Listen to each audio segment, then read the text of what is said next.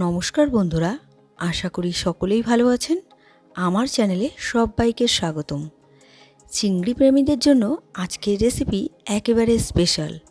ধনেপাতার fresh flavour আর মশলার perfect ব্যালেন্সে তৈরি এই ধনিয়া চিংড়ি একবার খেলে বারবার বানাতে ইচ্ছে করবে।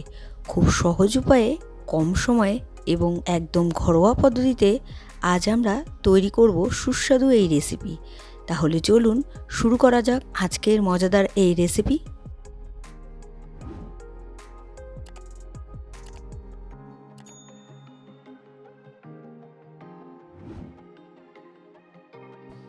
আমি ধনিয়া চিংড়ি বানাবো, সেই জন্য চিংড়ি মাছ তো লাগবেই। আমি চিংড়ি মাছ নিয়ে নিয়েছি, এখানে 250 গ্রাম আছে। আমি খোসা ছাড়িয়ে ধুয়ে পরিষ্কার করে নিয়েছি। এবার নুন হলুদ মাখিয়ে 10 মিনিট রেখে দিয়ে তারপর আমি ভেজে নেব। নুন হলুদ মাখানো হয়ে গিয়েছে, আমি 10 মিনিট রেখে দিচ্ছি। আর এদিকে ধনেপাতা কুচি আমি মিক্সিং জারে দিয়ে দিয়েছি, আর চেরা কাঁচা লঙ্কা 3টে দিয়ে আমি ব্লেন্ড করে নিচ্ছি, মানে ধনিয়া পাতার একটা পেস্ট বানিয়ে নিয়েছি। এদিকে কড়াই বসিয়ে দিয়েছি, কড়াইতে তেল দিয়ে আমি চিংড়ি মাছটা ভেজে নিচ্ছি। চিংড়ি মাছটা নাড়াচাড়া করে ভেজে নামিয়ে নিয়েছি। বেশিক্ষণ ভাজার দরকার নেই, তাহলে কিন্তু চিংড়ি মাছটা শক্ত হয়ে যেতে পারে। এবার ওই তেলেই আরও একটু সামান্য তেল দিয়ে আমি গরম মশলা ফোড়ন দিয়ে দিলাম। দারচিনি, এলাচ, লবঙ্গ আর গোলমরিচ। এবার গরম মশলা দিয়ে আমি তার মধ্যে দিয়ে দিয়েছি জিরে। গরম মশলা থেকে সুন্দর গন্ধ বেরিয়ে গেছে। এবার দিয়ে দিলাম পেঁয়াজ, আদা আর রসুন একসাথে পেস্ট বানিয়ে রেখেছি, সেটাই দিয়ে দিলাম। এবার মশলাটাকে ভেজে নিতে হবে। আমি এর মধ্যে সামান্য পরিমাণ জল দিয়ে দিচ্ছি, মানে মশলার বাটি ধোয়া জল, খুব সামান্য পরিমাণ। প্রথমেই দিয়ে দিলাম নুন, আর দিয়ে দেবো এখানে রেগুলারে কিছু গুঁড়ো মশলা, হলুদ গুঁড়ো, জিরে গুঁড়ো, লাল লঙ্কা গুঁড়ো আর কাশ্মীরি লঙ্কার গুঁড়ো। লাল লঙ্কার গুঁড়ো আমি সামান্য পরিমাণ দিলাম, যেহেতু ধনেপাতার মধ্যে আমি 3টে কাঁচা লঙ্কা দিয়েছি সেই কারণে। আর দিয়ে দিলাম খুব সামান্য পরিমাণ জল, যেহেতু এখানে গুঁড়ো মশলা ব্যবহার করেছি সেই কারণে জলটা দিলাম। দেখুন নাড়াচাড়া করে মশলাটাকে কষিয়ে নিচ্ছি।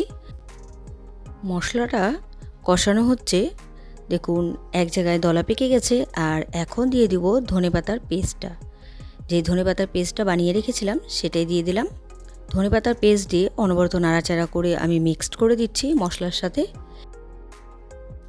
মিক্সির বাটি ধোয়া জল আমি দিয়ে দিলাম, খুব বেশি জল আমি এখানে ব্যবহার করছি না।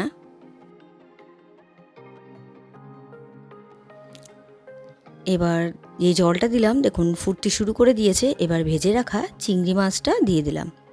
চিংড়ি মাছ দিয়ে একটু নাড়াচাড়া করে আমি একটু ফুটতে দেব, তারপর একটু ঠিক হয়ে গেলে তারপর আমি নামিয়ে নেব।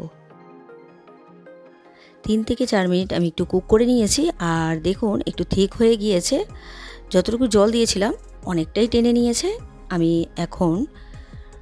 এখন রেসিপিটি হয়েই এসছে। এবার আমি নামিয়ে তারপর সার্ভ করব।